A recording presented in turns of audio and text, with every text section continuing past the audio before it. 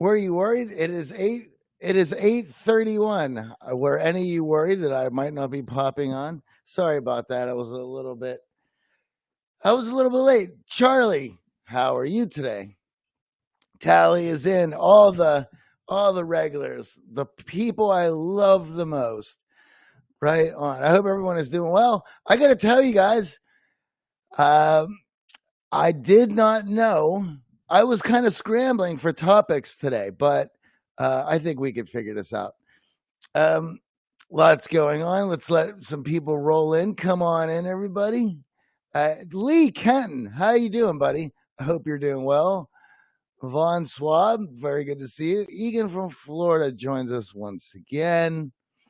If you are joining us today on Periscope or YouTube, drop me a comment, leave me a message. That's how I know that you guys are there. You see, I am restreaming this, and it's difficult for me to know who's watching from those platforms unless you give me a comment. Also, if you watch this as an archive later, give me a thumbs up, subscribe to the channel, and leave me a comment. Let me know how you're liking everything. All right.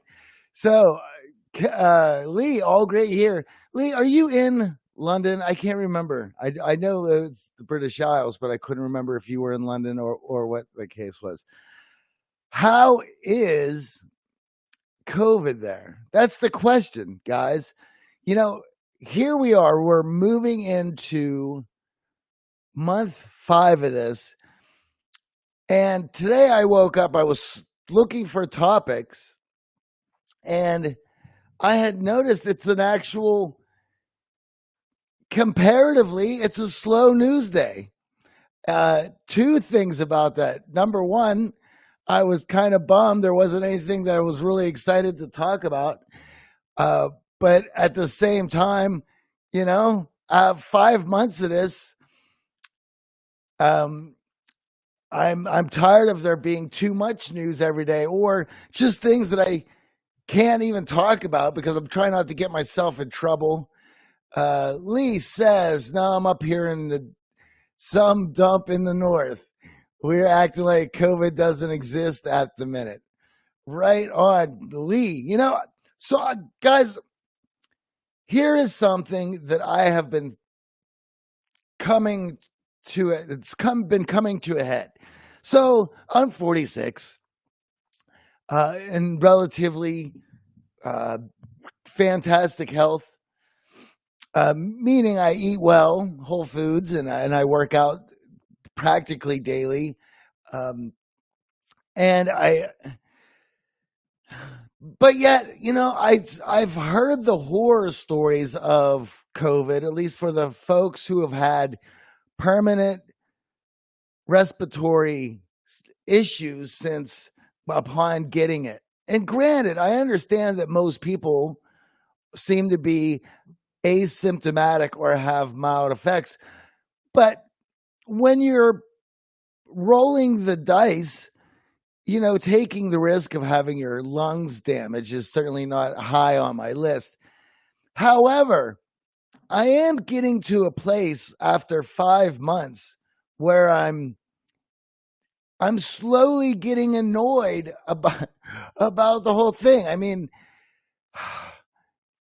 we're not only are we having the pandemic, we're also in the Western world seems to be at a political strife.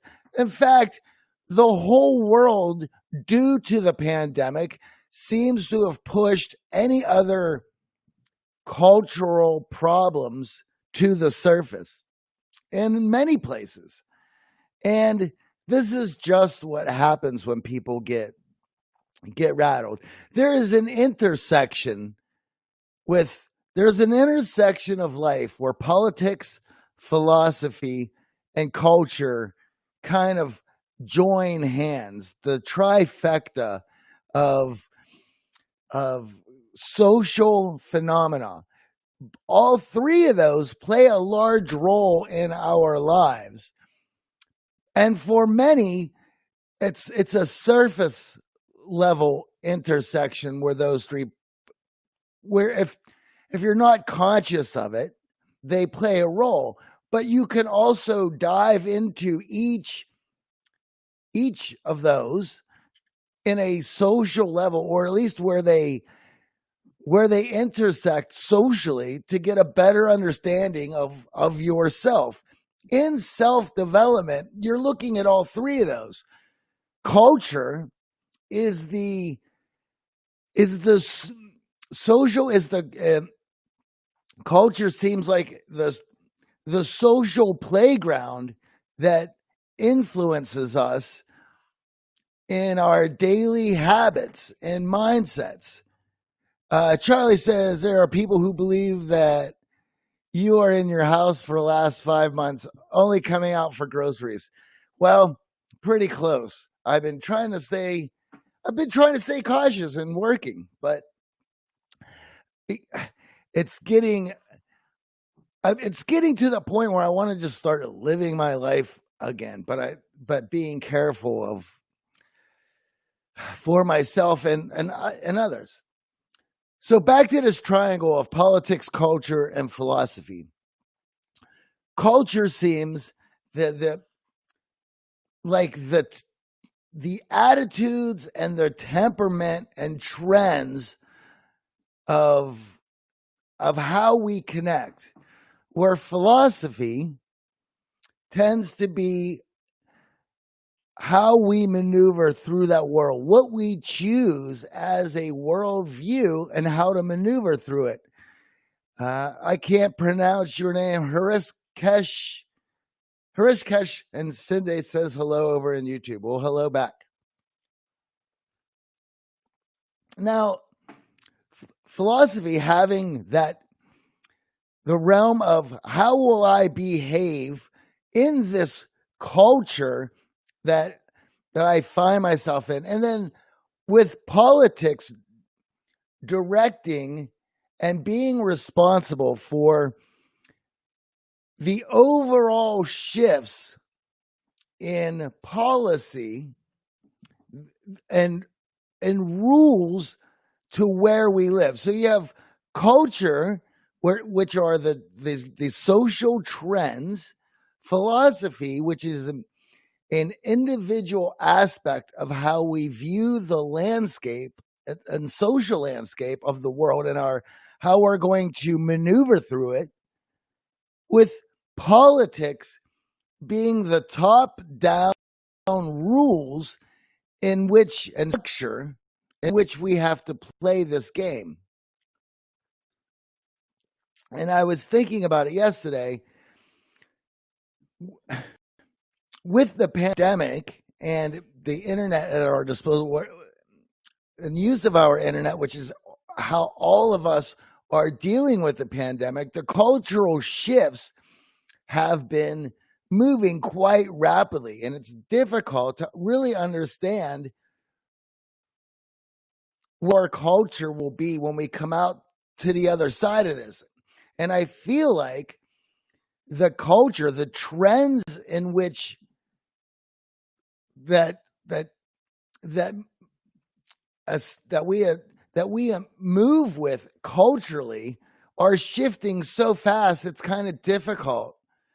It's difficult for us to make sense of what's going on. Then, which we have to lean on our own personal philosophy to create certainty out of uncertainty. It's interesting how they all intersect in their roles at that point. My point being in all this is they seem to have their intersections of where they all meet, culture, philosophy, and politics, have then, because of this weird frozen moment in time where we're all sitting in our houses waiting to see how this turns about, the three of them have been sort of twisting in their makeup, where culture becomes philosophy and philosophy becomes culture, and together culture and philosophy then start dictating certain policies. It's all very odd. How we come out of this on the other side is going to be interesting. There's a part of me that wonders, because everything has gotten so crazy and so out of hand, that it wouldn't surprise me that if we just walk out of this where everyone just forgets what had happened for the last several months leading up to walking out of the pandemic and the election. And what's interesting about it is not only do us in America have to deal with this election, it seems like all of Western civilization is paying attention to this election and the direction that culturally we're going to shift towards. Because let's admit it, the only reason that a lot of us are dealing or have to understand politics at any level, because a lot of us have been blind to them in the past or never really paid much attention to them. The rules, the policies that were made top down in which we live never really bothered us before. But we now find ourselves waking up to the fact that policies are shifting that perhaps we're not interested in, or perhaps would not be fair for us or others. And we're trying to figure that out. But please understand that not everything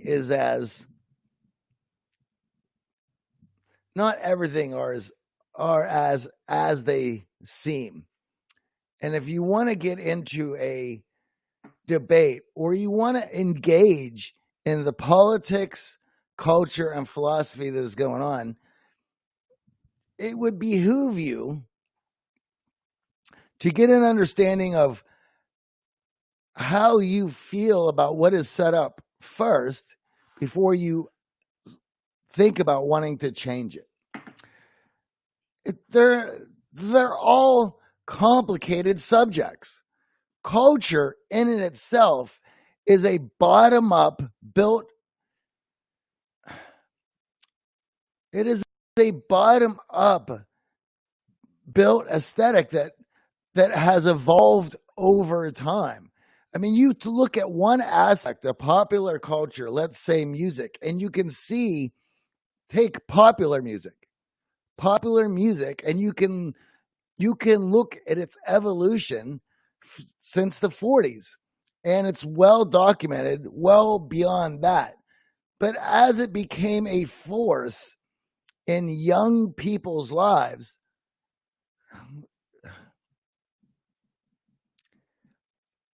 certainly in the 1800s, I'm trying to think back to music's impact on culture. Certainly you can see what it is today. In fact, the apps in which I'm speaking to you with shift and use music as a attention grabbing force. And you use music as a cultural force to shift ideas of politics and philosophy. You know, Andrew Breitbart has this quote, and some of you are even groaning that I said his name. You know, with politics, it's good to understand a good mix of what everybody's saying and the reasons that they're saying it and the reasons that they view the world in such aspects. But anyway, he says that politics is downstream from culture. So that culture and the way that the social trends tend to have an impact on top-down policies that affect the world that you play in. And then it is up to you to find the best philosophy that helps you maneuver through that top-down policy-driven world. It's all continuous. It all plays into one another. Now, so that's what I have been thinking about. Anyway, sorry about that rant, guys. I was trying to hash that out. And it is through this pandemic to really understand where politics, philosophy, and culture intersect and the role that they're playing in our lives. Think about that over the weekend and think about how those three impact your life and what have you chosen out of those three that you're going to give your attention towards. And I can tell you, if you're unhappy, you have a choice in the philosophy that you use to maneuver the world. You have a choice in the culture that you allow to influence you. The one that you don't have a choice in, or that the one that you have to engage with in order to change, is the top-down policies in the world that you are going to maneuver through. So culture and philosophy, you have a direct choice to how those affect you. Keep that in mind. All right. So I hope that bit of a rant and thought experiment was helpful to you guys, or at least something that you'll be thinking about over the weekend. But that's the point of it. Culture and philosophy, you have a choice in it. You have a choice in the ones that you're going to accept, be influenced by, or use to maneuver. And the more you understand philosophy, the more tools you have to maneuver throughout that world and a better world view that you can build for yourself. Your culture, garbage in, garbage out. So what are you going to use out of that culture to influence you? Whether it's old trends, new trends, you are going to be a trend setter. Keep that in mind. All right. So here's Tally says, I feel family is important to help us through tough issues. Is that culture? Ooh, I like that. Well, of course it's culture. And there is a culture to your family. And here's the best one. That culture of your family is built on certain traditions that are rooted in philosophy.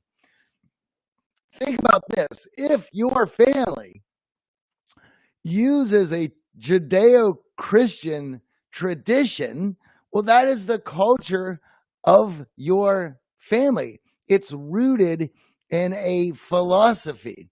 There are traditions in your family that you subscribe to, and as a child that you were excited about. Those traditions are part of a larger culture where philosophy and politics intersect. If you were raised in Western civilization, the culture that you brought up in had a traditional Judeo-Christian philosophy to it. Those philosophies can change. Do you want to continue living up to and celebrating that culture, or do you want to make a change? I will say this: culture and philosophy, they're bottom up systems. You kind of take they move. They're malleable. They change as you change, as your ideas change. As you grow older, perhaps some of the philosophies, for instance, philosophies and how you maneuver can change as you grow, as you get older. For instance, many of us have a more liberal or loose philosophy, an intolerant philosophy, when we're younger. It just comes with the territory. You're investigative. You're curious. You want to see how things work. You want to open yourself up to knowledge, to be a sponge, to absorb information. So you throw yourself out there with that curiosity to experiment with everything around you.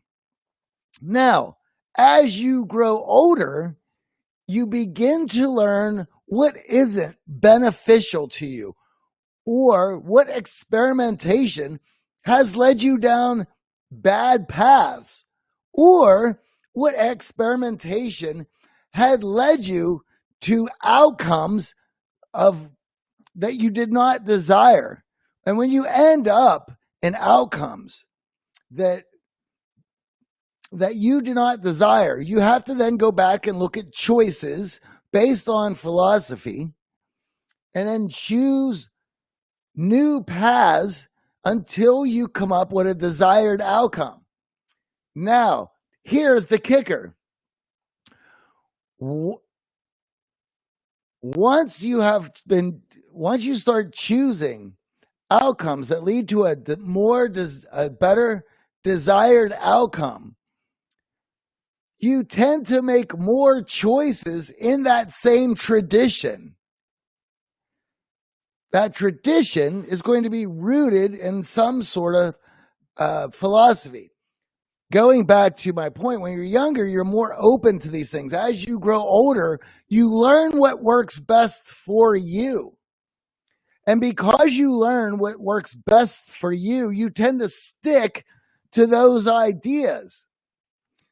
Now that you tend to stick to those ideas, you adhere to them, and you become more intolerant of other ideas that don't get you those desired outcomes. So now you are rigid in your ideas, in your philosophy, and intolerant to other ideas. Now, as you get older, just with how nature works, you tend to just grow more conservative as you age, because you know what decisions lead to paths that are undesirable and decisions that lead you to paths that are desirable. It's only through experience that leads you to then become more adherent to your values, to what's important to you, to the values that lead you to more desirable outcomes. So just through nature, in itself, you become more intolerant. Now, I don't like to use that word, but when you understand what works best for you, why are you going to be open to other ideas or influences that would lead you astray? It doesn't work that way. The culture around you needs to then influence you to stay on your path, to get you to your desired outcome. This is an issue that I see with social media, where you're now friends and in discussions with more people than you ever have been in your life. A lot of those people that you are connected with, that you are having those conversations with, bridge generations that in the past you would not have been connected with. For instance, I am 46 years old. In the past, I would have found myself isolated to mostly other people of my generation. Harken back to the days of growing up in the 80s and 90s. But now I am connected and in conversations with young people who are 23 years old. And of course, the people who listen to our podcast. And they might listen to me and they might think that my ideas are old or old-fashioned or too traditional. Okay, understandably.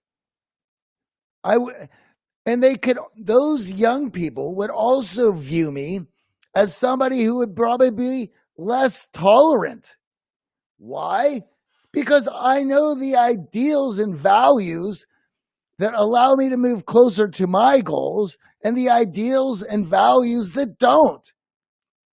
So therefore, I want to surround myself in a culture that influences me and causes me to continue to aspire to the ideals of happiness and success that I've created for myself. And so, in order to do that, I have to shut down or exit conversations that are tolerant to newer and more open ideas. Notice how none of this has come into the idea of hate. Just because I'm intolerant to certain ideas that don't lead me to an outcome that I desire doesn't mean that I hate those ideas.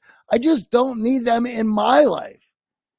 And so I think a lot of the issues that we're having is because we're too connected to too many generations and too many ideas, where us older folk, when we see somebody post bad ideas up,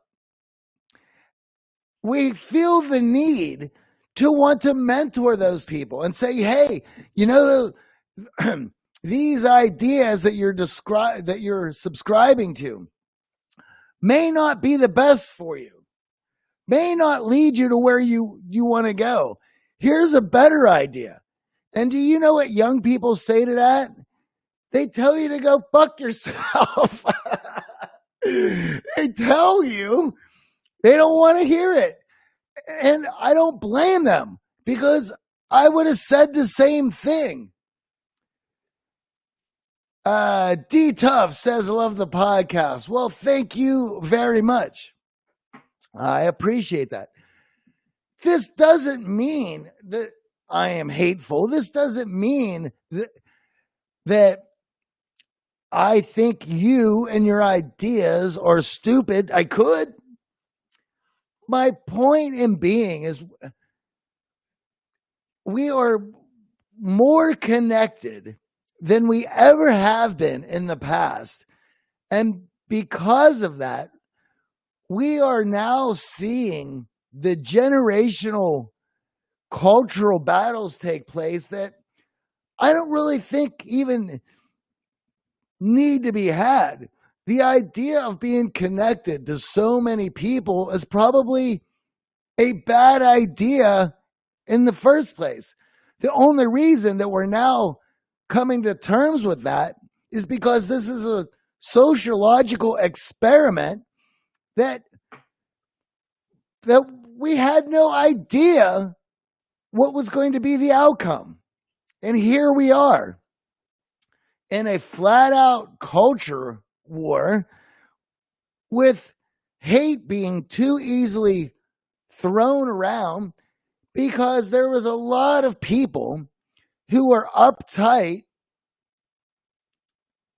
and holding on to ideals and values that they feel are worth fighting for. And there's nothing wrong with that. But I will tell you this, where we find ourselves in trouble is to shut down those conversations. Now, when you don't need to be influenced by bad ideas. You don't need to experiment with bad ideas. In fact, if you've already been down those roads, you don't need to venture in them again. However,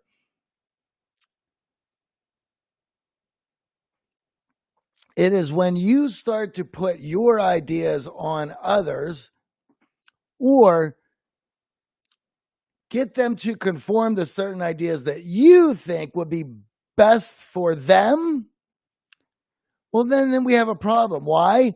Because philosophy is an individual picked path. That is how you identify. Those are the decisions that you make. You've learned those for yourself. And for those who are young, those philosophies, of course, are open. You're experimenting. You're trying to figure out what works best for you. But you have to remember that your ideals and values are yours, and you should not force them upon others. So, over the weekend, that's your homework. I want you to think about the intersection between politics, culture, and philosophy.